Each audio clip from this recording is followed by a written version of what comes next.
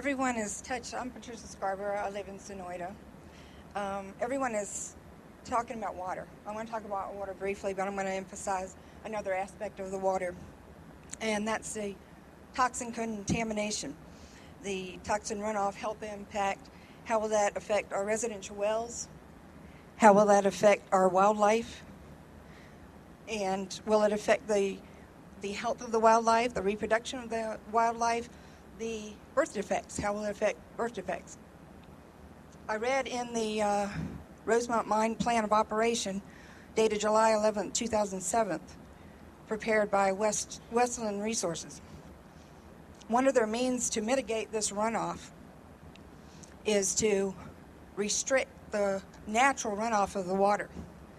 So what's the mitigation to their mitigation plan? Because if we restrict the natural runoff of the water, that's going to impact as well. Because our society, the wildlife, depends on this runoff. Second, I want to talk about the roads and the traffic.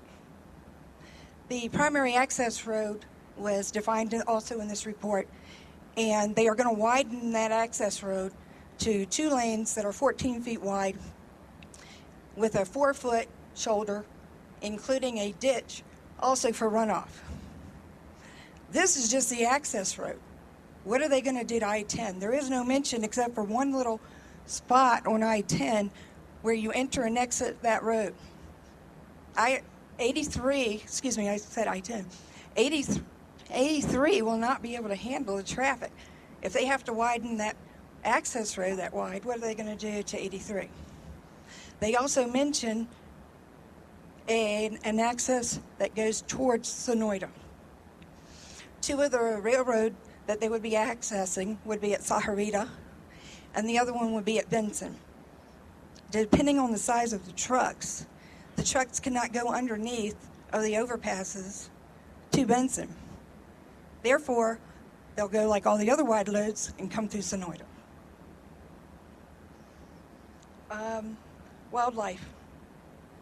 There was, I'd like to mention wildlife briefly. I have 30 seconds.